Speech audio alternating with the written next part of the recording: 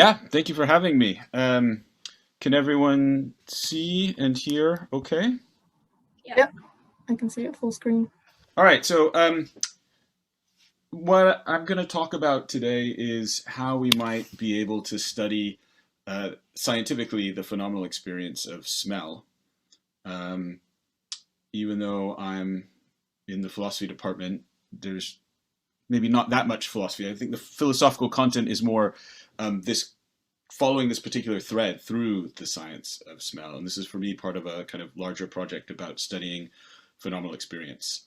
So the plan is to talk about a view on how you might study phenomenal experience scientifically first, and contrast smell with color, which is color is actually quite easy. Smell is quite hard for various reasons. And then to talk a little bit about a technical tool that I think um, is going to provide a way forward. And not just me, there's some small number of people who are doing this on the empirical side for understanding the phenomenal space of smell and step back and think about what that really tells us. So quality space theory is a kind of philosophical term for one way of empirically studying perceptual qualities.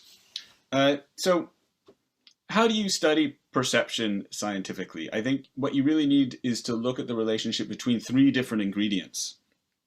Um, the world, namely the physical stimulus that induces you to have a perceptual experience, the body, the physiological or neurophysiological apparatus that interacts with the world, and then experience, the phenomenal side of things.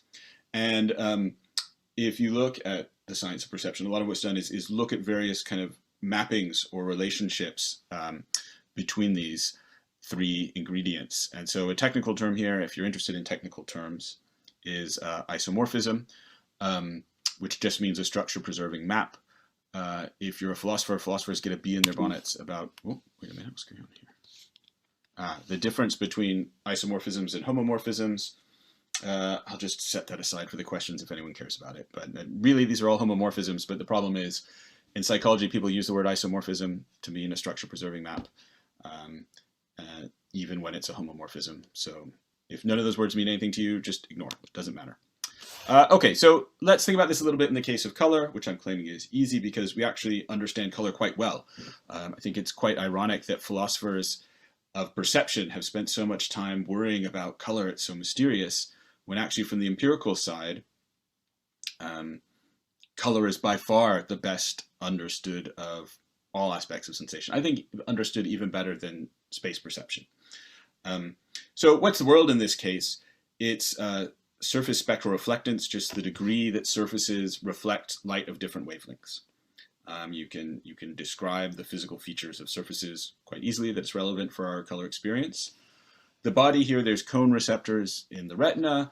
Cone receptors project onto the lateral geniculate nucleus, and they're wired into opponent color circuits. So these red and green and blue and yellow are colors that are in some sense opposites, and you can see the way the cone cells sort of get wired into kind of capturing this opposite feature. I'll show you a picture that will help with that. And then there's three-dimensional models of phenomenal color space that you can derive both from kind of phenomenology as kind of reflecting on what your experience is like in part, but also through psychophysical experiments. So here is a visual depiction of this. I don't know if you can move around. Yeah, here. If you can't see it. Oh, that was useful. Huh. There we go. So here's a visual depiction of this. Um, you've got over there at the left just a schematic diagram of spectral reflectance of surfaces in nature. At the bottom, we've got the gentleman who's seeing the apple, and his cone cells are wired into the opponent green, red, and blue, yellow response. And up at the top right is a representation of phenomenal color experience, which I will be saying much more about. The red arrows you can think of as homomorphisms. They're mappings of surface spectral reflectance into the physiology or into this phenomenal model. The yellow arrow, some people think should be an isomorphism, an exact structural map. And people like Paul Churchland, this is now a diagram from a Paul Churchland paper, where he's trying to show how the activation of cells the space of possible activation for cells would look exactly like phenomenal color space, and then he thinks that's a way to give a physical reductive account, a reductive physicalist account of phenomenal color experience. And I don't really agree that that gives you a reductive account, but it's looking for these structural preserving mappings between what's going on in the brain and what's going on in phenomenal experience is something that people on the empirical side actively try and do. Okay, so these are how these three ingredients work for color, but now let's focus in on this phenomenal color space business. I showed you this picture. I said this is a phenomenal color space. How is that a scientific representation of phenomenal experience? And this is where the philosophers come in, and this idea quality space theory. So Austin Clarke wrote a book that sort of talked about quality spaces back in the 90s, maybe. But I think David Rosenthal is the philosopher most closely associated with calling this quality space theory in particular. So what do we mean by quality space here? A geometrical arrangement of phenomenal qualities from a single sensory modality such that you put close to each other phenomenal qualities that are similar and distant from each other ones that are different. And ideally you'd also like metrical structure to the space. That means the distances are perceptually meaningful, because then it becomes a quantitative model. And so quality space theory is the claim that percepts from any particular sensory modality can be arranged geometrically such that this arrangement characterizes all possible phenomenal qualities. And then for someone like David Rosenthal, this arrangement constitutes an explanation of the qualitative character of sensation independent of conscious access. So he thinks that you can talk about phenomenal qualities even if you're not able to consciously access those. I don't really agree with that. I don't like that way of talking. What's interesting to me is that I think giving one of these geometrical models constitutes a structural explanation for a phenomenal experience. And that's connected to other commitments I have in philosophy of science about how explanation in science in general works. The details of that don't really matter. We can talk about that in the questions. The point is just that finding a geometrical model like this, the claim is, provides some kind of explanation of phenomenal experience. So I already showed you this one picture. This is the Munsell color space. And it's an arrangement of possible color experiences such that the axes of this space have meaning. So vertically, the colors are arranged in terms of degree of lightness. The circumference is differences in hue. And then moving outwards from the center to the circumference is degree of saturation. And the Munsell color space is arranged such that each of those steps along any one of these axes is meant to be perceptually equal. But there's lots of different ways to do this. There's opponent color spaces. This is the Swedish natural color system. And it also has three axes, and it's quite similar in shape.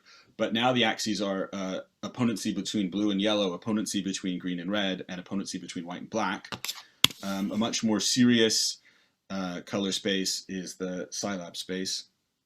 I think because time is short, I won't go into details about these, but all of these are in a coarse sense, attempts to model possible phenomenal experience of color in line with this quality space theory idea by finding a geometrical structure that arranges all the possible colors you can experience such that similar colors are next to each other and distances within that space have some kind of perceptual meaning. And I can talk more about where these come from in the questions if you're interested. Let's see if this works. I don't know if you can see this. This is a nifty animation of the Swedish natural color system that I stole from the internet. Okay, so that's color. I'm sorry if that was too fast or confusing. We can talk about it more in questions. But now let's contrast that with smell.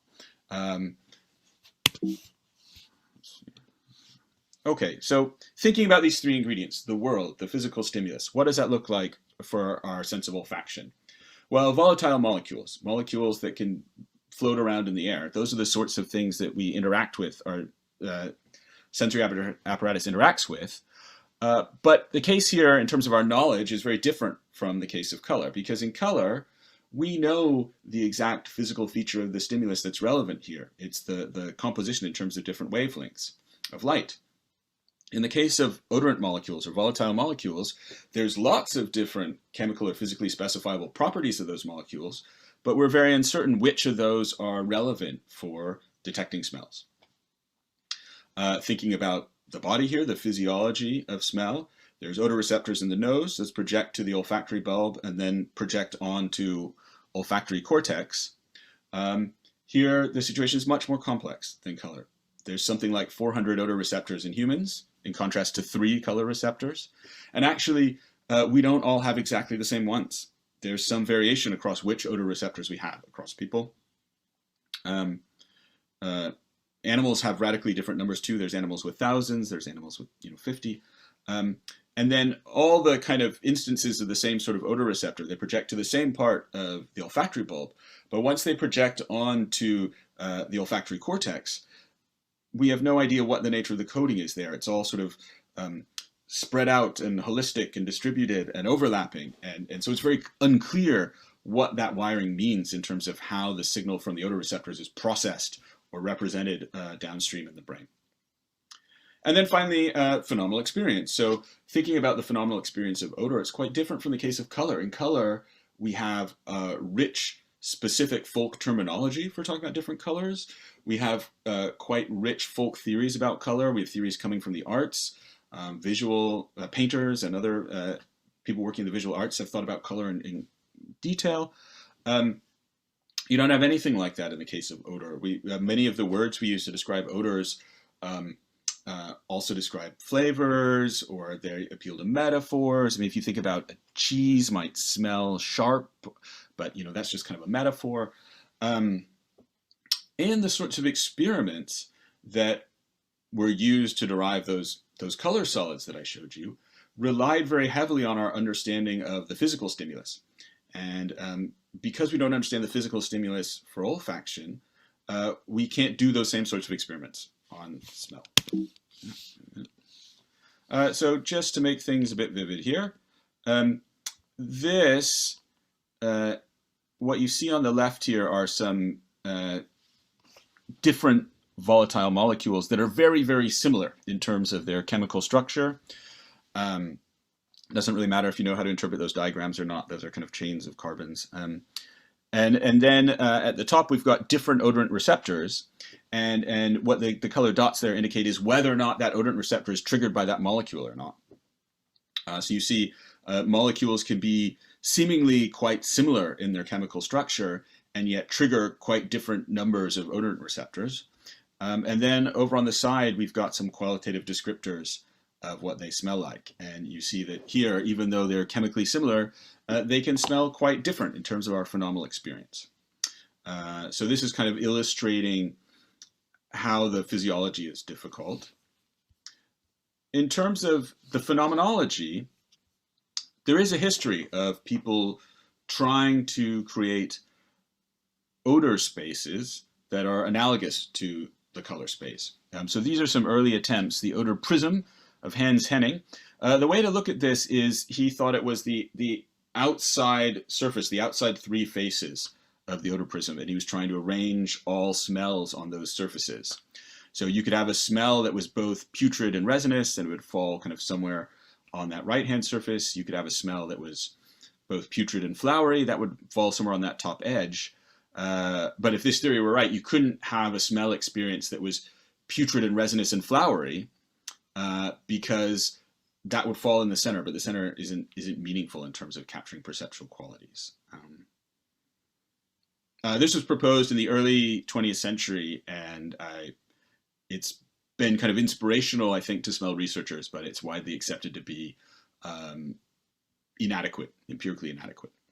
On the right hand here is an odor surface due to someone named Paul Jellink.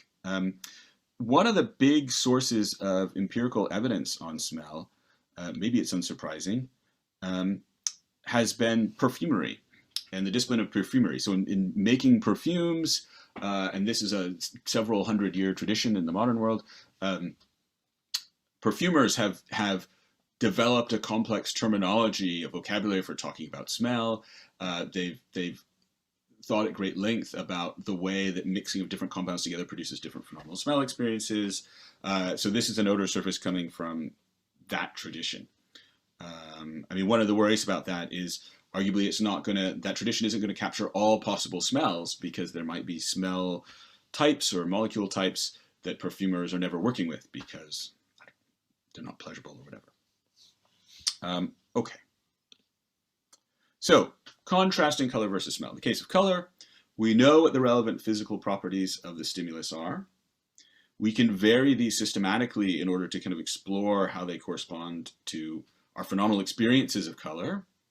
And both studies like this that employ psychophysics and our knowledge of the physiology kind of converge on a three-dimensional representation of the space of possible colors that we experience, the quality space. In the case of odor, we don't know what the relevant properties of the stimulus are, so we can't vary them systematically to systematically explore the phenomenal space, and the physiology is so complex it's not really helping us very much. So what do we do? Well, here's something that might help. Multidimensional scaling. Yeah. To my knowledge, there's not many philosophers of perception who've worried about multidimensional scaling. So actually, whenever I talk about this stuff, I always say, if you know of any philosophers who've talked about multidimensional scaling, let me know, please, because I want to be in dialogue with them. This Austin Clark fellow, who I mentioned before, he says something about multidimensional scaling, but what he says is very different from what I say. So what is it? Well, let's start by thinking about data, just data in general. Some sorts of data sets are naturally represented in a very high dimensional way. So for instance, if you're measuring many different parameters of each object, then that's going to give it a number of different dimensions, and when you're comparing data points in that space, they're going to be characterized by this high number of dimensions. In the case of the sorts of data we might worry about for smell or color or studying sensation in general, often what you're doing are making pairwise comparisons between different stimuli and how they give you different sensations.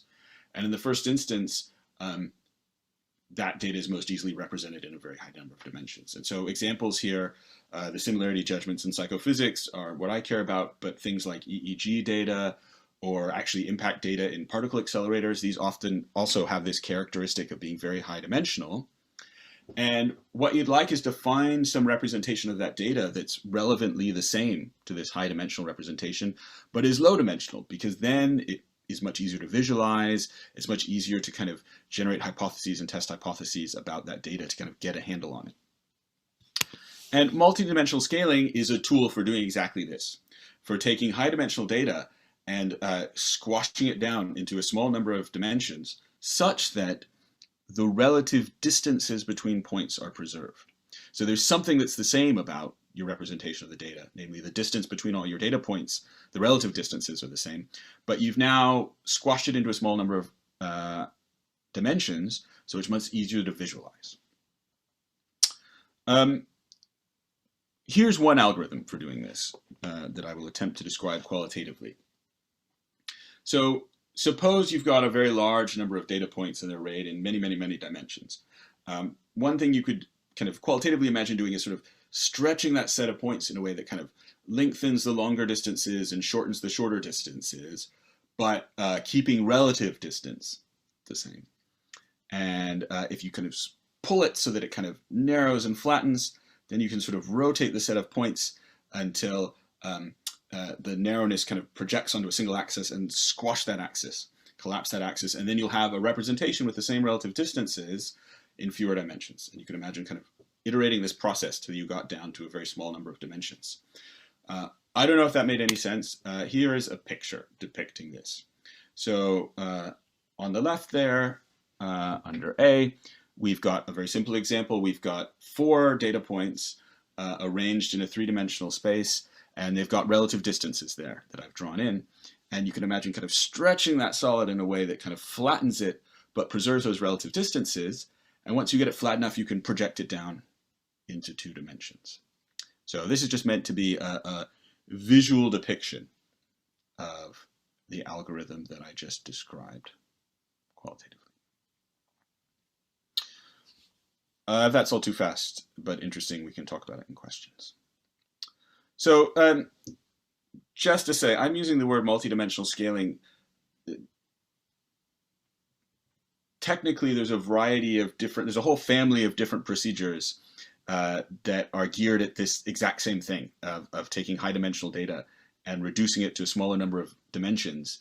And they all sort of have, on the one hand, this goal of simplifying the representation of the data, but also finding, as it were, kind of a true structure that's latent there in the data.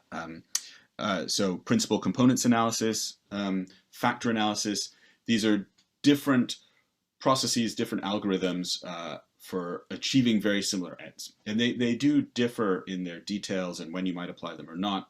I'm just going to talk about multidimensional scaling to kind of mean any of these techniques. And in fact, I'll talk about a specific study or two in a minute that are technically principal components analysis, but that doesn't really matter. If you got this basic qualitative idea of reducing the number of dimensions to your data while keeping distances the same, that's all that matters. Okay, so how would this help us with smell? Suppose we had a data set that gave us a large number of comparisons between smell stimuli, and that had sort of perceptual distances between smells of some sense. If we had something like that, then we could apply multidimensional scaling in order to extract a kind of low-dimensional representation, and then maybe that low-dimensional representation would be a kind of candidate for something like a phenomenal quality space for smell, something analogous to those color spaces I showed you. And if we had something like that, then it would constitute a kind of explanation or tool for predicting the phenomenal character of smell from the physical stimuli. So this is how multidimensional scaling might help. Well, it turns out we do have data sets like that. So here's some of them. There's something called the Dravniak's Atlas of Odor Character Profiles. There's the Aldrich Flavor and Fragrances Catalog. There's something called FlavorNet. There's industrial applications for something like this, because not just in the industry of perfumery, which is big money, but also in the realm of things like food additives. So food additives, you kind of want to know the correlations between chemicals and flavor and smell if you're thinking about how to add them to how to do artificial things to foodstuffs, basically. So there's actually lots of industrial applications of this sort of thing, and people have kind of built up large data sets for this kind of purpose. There are also large data sets that are coming entirely from the academic side of things. Here's one in particular.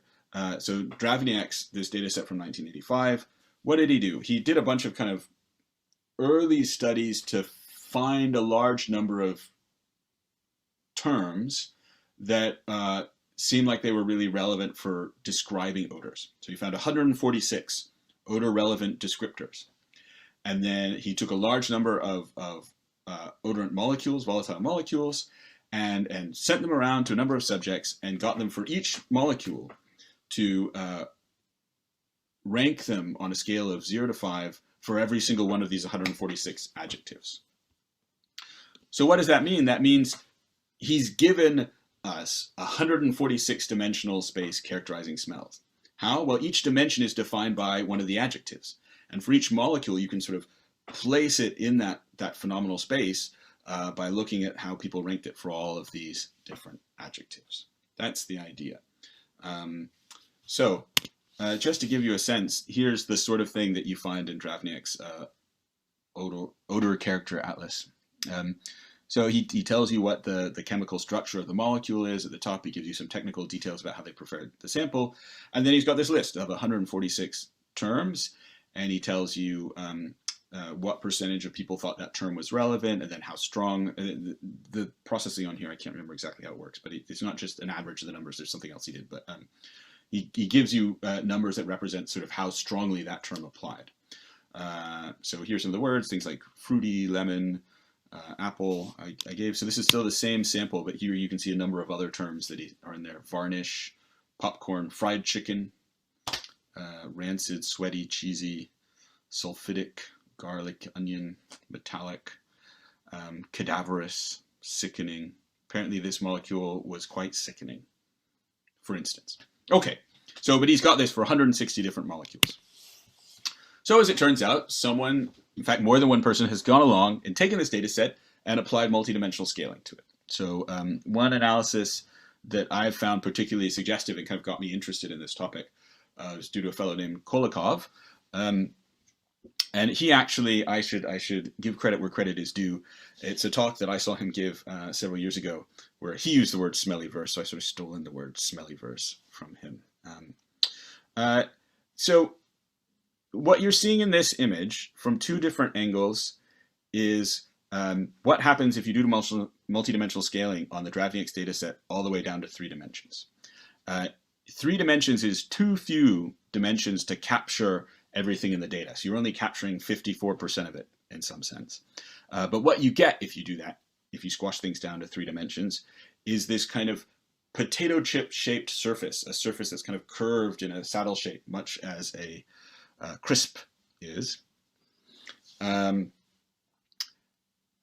if you want to account for a substantial amount of the data, so you want to get 90% of it, then you need 10 dimensions. And what you get in 10 dimensions, so you can't visualize it the same as we can visualize this surface in 3 dimensions, but what you get in 10 dimensions is something like the 9-dimensional analog of a potato chip. So a kind of strong interpretation of the Dravnieks analysis is something like phenomenal spell space is a 9-dimensional potato chip in 10-dimensional space.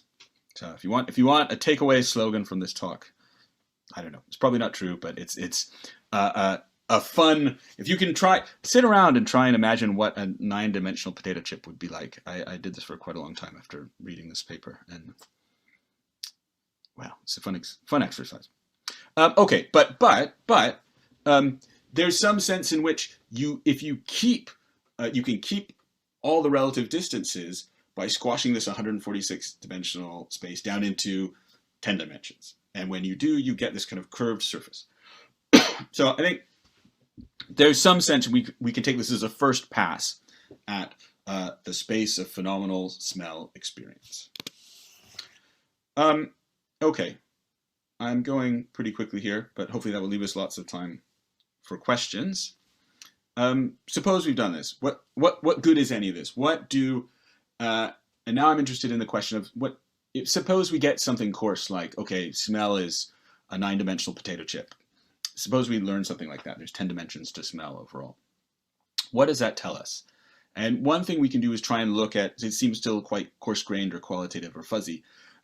One step forward is to start to look at the axes or dimensions of this space and ask what meaning they might have and how they might be relevant for our study of olfaction more generally.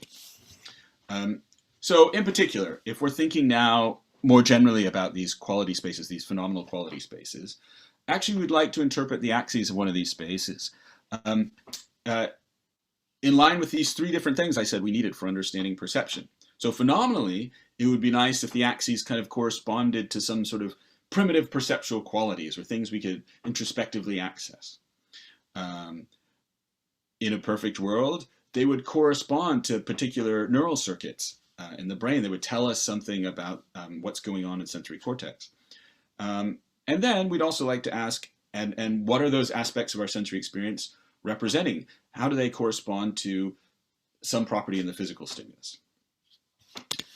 And so coming back to color, we have something sort of like this, right? So when I showed you these color spaces, if you think about the Munsell space, which had this kind of hue, saturation, and lightness dimensions, or the Herring color space that had this red, green, blue, yellow, and black, white opponent dimensions, those are introspectively accessible phenomenal characteristics of color. We can look at a color and think about how light it is, how saturated it is, what hue it is, whether it's red or green or whatever. And then there is some evidence for something like this color opponent structure in the lateral geniculate nucleus. So this isn't perfect, but there's some kind of partial map between our understanding of phenomenal color and what's going on in the brain. And then we do have a quite robust understanding of the relationship between phenomenal color space and what's going on physically. There, it's not very helpful because it's sort of arbitrary sets of different surface reflectances that kind of get mapped to a single phenomenal color. If you're just thinking about single wavelength light, that actually just traverses the hue circle, so there is a quite close correspondence there. But we know something about it. So what about smell space? What about a smell space like this Kulikov analysis of Dravniek's? If we're just visualizing this 2D potato chip floating in 3 dimensions, which again is not the full picture of odor, it's a simplification. We can ask, a potato chip kind of has 2 natural dimensions. It's got kind of the lengthwise and the widthwise. And we can ask, well, do they correspond to anything? And so the vertical axis actually corresponds quite closely to something like hedonic quality, the pleasurableness or not of an odor. So you can see here, so these, if you're looking at this diagram, the words at each side here, these are the terms from the Dravniek set of terms that correlate most strongly with those regions. So looking at the vertical dimension here, things like sickening, putrid, and foul, and decayed correlate very strongly with one end, and fragrant, sweet, floral, light correspond very strongly with the other end. So that's something like hedonic quality. And actually, the hedonic character of smell corresponds very strongly to our phenomenal experience of it. That's a result that comes out of lots of different experiments on smell, not just this particular analysis. What about the horizontal axis? So this seems to correlate with a characteristic of the odorant molecules, namely their degree of hydrophobicity. So what does this mean? If molecules are highly polarized, then they tend to dissolve very smoothly into water. And if they're not highly polarized, then they're hydrophobic. They don't dissolve in water very well. So unlike hedonic quality, which is a characteristic of our phenomenal experience, hydrophobicity is a characteristic of the physical stimulus. I don't know that there's any phenomenal quality that captures the difference between, I don't know, chemical, medicinal, disinfectant, and burnt smoky, nutty. But there's some sort of evolutionary explanation for why this might be a major characteristic affecting smell. Namely, there are homologs to olfactory organs in fish, animals that live in the water, or creatures that live in the water, but they tend to detect distance. Sensing of things like this in the water tends to detect hydrophilic or molecules, ones that dissolve in water, whereas there's much stronger kind of detection of hydrophobic molecules on land. And so maybe there's this huge evolutionary shift when we moved from the water out onto land that kind of characterized a big change early in the history of the evolution of our olfactory sense. Who knows? Okay, so this is a very partial thing, though, because we kind of got one phenomenal quality and one kind of chemical quality, and that we want the chemical quality, the quality of the stimulus to correspond to something in phenomenal experience, and it doesn't really, and we don't know what physical quality of the stimulus this kind of phenomenal one corresponds to. So now starting to think more about moving forward. So I've been talking about research that other people have done, but now I'm thinking about, like, what good does it do? How should we think about it? I think the sorts of, I've just presented one study, there's more than one study like this. The current ways that multidimensional scaling are applied to data sets on odorant molecules, they're nowhere near empirically robust enough to serve as anything like the kind of color spaces we have that I showed you earlier on, because it's hard to interpret them phenomenally. There's lots of questions about the degree to which they're supported by evidence, but they're a starting point for generating hypotheses about the phenomenal experience of smell. And in particular, if we look for correlations between the axes of these low-dimensional smell spaces and things like experience world and neurophysiology, it can help us understand those aspects of olfaction better as well. And hopefully there'll be some sort of feedback effect. And so there are people actively doing this. So just to think about how this might work, in the world, we could ask, well, what are the relevant features of the smell stimulus? And actually, if we could just figure that out, it would go a long way towards making progress on understanding the phenomenal character of smell, because then we could start to arrange experiments, psychophysical experiments, that look like the ones we do on color, where we vary the wavelengths of light and ask what phenomenal experience comes by. And so this is something people are doing because there are large databases that for any molecule give kind of a vast number of physical characteristics of it, chemical characteristics of it. And so you do kind of data mining on that and say, look, I've got these molecules giving me these sets of similar phenomenal experiences. Is there something that's the same about all of them if I look to one of these chemical databases, molecular databases? That's something people are actively doing.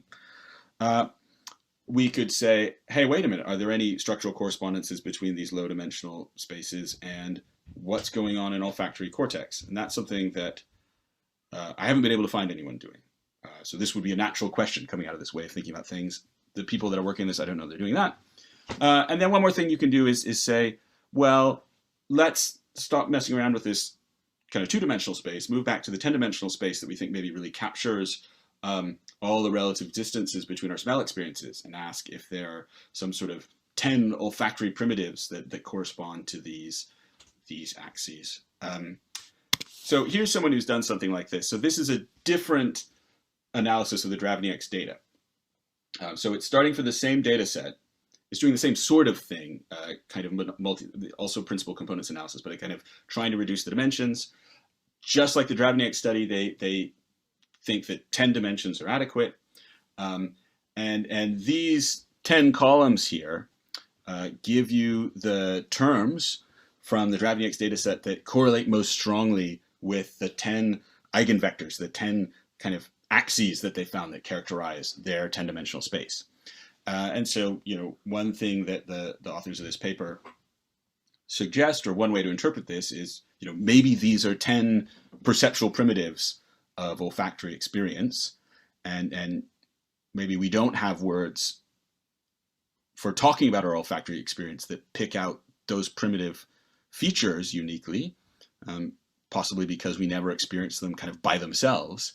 But you can still make sense of the idea that any olfactory experience is somehow combined somehow from these 10 vectors of primitive olfactory experiences. So yeah, you can see that there's W1 corresponds quite closely to this vertical dimension in the Dravniak space, the fragrant floral.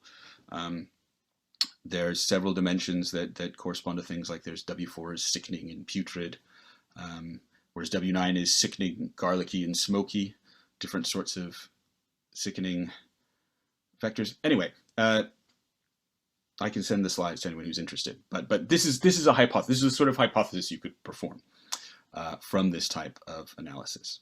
And this is actually a quite interesting and controversial hypothesis, because I think that the default view amongst the majority of olfactory scientists is that there are not primitive smells. They're not primitive olfactory experiences. And so this is running against the grain, but it's an interesting posit because it's a way of providing a concrete suggestion for how you might push back against that. Okay, so here's a conclusion. Smell is very difficult, unlike color, which you know quite well. Multidimensional scaling provides a way forward. I'm going way out on a limb here. This is probably not justified at all, but that there is some kind of convergent evidence that smell space is something like 10-dimensional, as opposed to, say, you might think it's 400-dimensional because there's 400 receptors. I've seen papers that argue that it's 40-dimensional. The smell space of Jelinek was 2-dimensional. So here's a specific hypothesis to add to that mix. And then moving forward, at least in terms of the science of smell, if the science of smell thought that the right way to to study phenomenal smell experience was in this quality space kind of tradition, well, one thing to do would be doing multidimensional scaling on different data sets, not just the Dravniak's one, and looking to see if they converge. Start to form some testable hypotheses, like these 10 primitive components of smell experience, and plug them back into experiments. So people have done studies now where they try and do things like predict. I guess the holy grail of this sort of thing on the industrial side would be to be able to predict, given any volatile molecule, what smell experience it would give you. If you had that, you could do what the color people do, and it would be very powerful as a tool for sort of manufacturing artificial smells or deciding how things would smell. And then a thing that I'm particularly interested in that we didn't really get to very much today is the metrical structure, putting some sort of quantitative measure on the distances between smell experiences. So, thanks for listening to that.